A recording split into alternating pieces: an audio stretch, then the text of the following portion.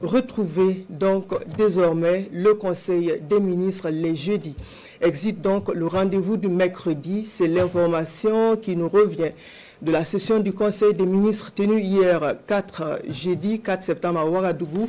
Autre point à retenir de la session, la révocation d'agents de la fonction publique pour usage de faux diplômes et la mise à place d'une instance de justice traditionnelle. Ce sont donc autant de points que nous évoquons avec Tanga Kafando.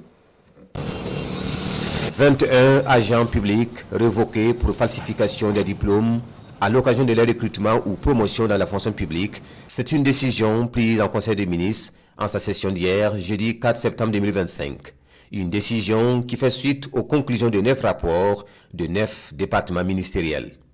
Pour le ministre en charge de la fonction publique, Mathias Traoré, cette mesure traduit la ferme volonté du président du Faso, le capitaine Ibrahim Traoré, de lutter contre la corruption et d'assainir l'administration publique. Le contrôle de présence des diplômes et titres ayant servi au recrutement ou à la promotion d'agents publics qu'il a instruit à cet effet et qui est conduit par la Commission de régulation des dysfonctionnements et le ministère de la fonction publique du travail et de la protection sociale a déjà abouti à des cas avérés de diplômes non authentiques. Toutes les procédures ayant été déroulées, le Conseil a procédé à la révocation de 21 agents publics de 9 départements ministériels et au retrait des décorations pour faire des services publics dont ils ont bénéficié.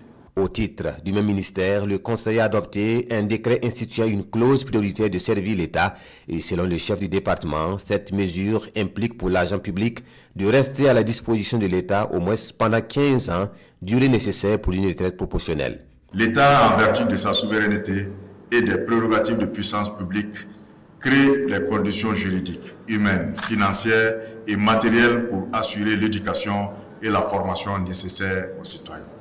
En retour, lorsque les circonstances l'exigent, l'État requiert certains de ses citoyens pour l'exercice direct de certains emplois afin de garantir la continuité et la permanence du service public.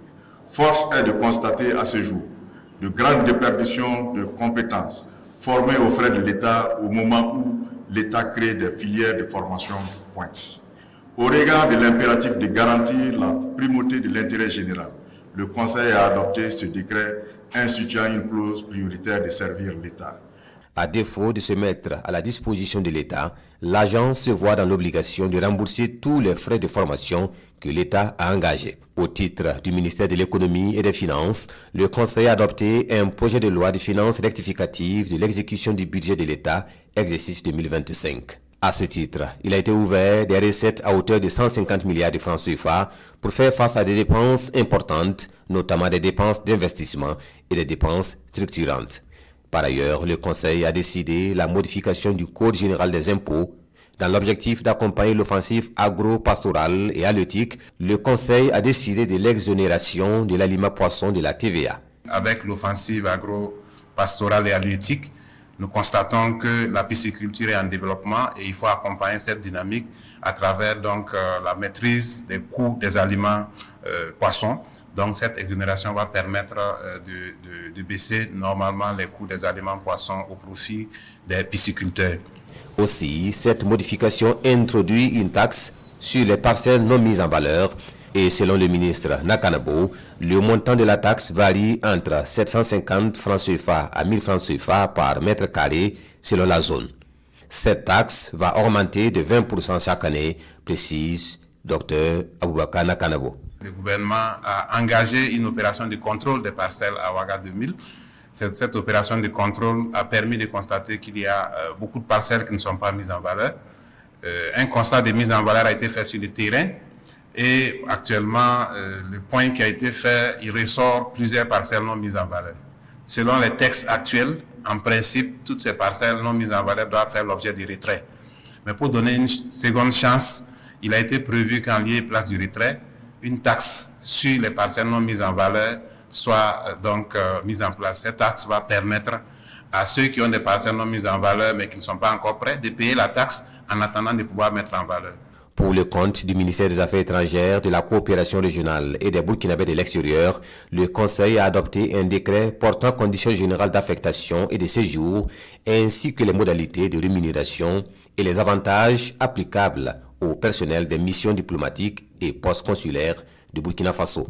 Pour le ministre Karamoko Jean-Marie Traoré, ce décret vise la rationalisation des dépenses de l'État en vue d'accélérer le processus de relance économique du pays. Au titre du ministère de la Justice et des Droits humains chargé des relations avec les institutions, le Conseil a adopté un rapport relatif à un projet de loi portant détermination des mécanismes traditionnels de règlement des différends dénommé Loi Faso-Bokaoré, en langue nationale Moré.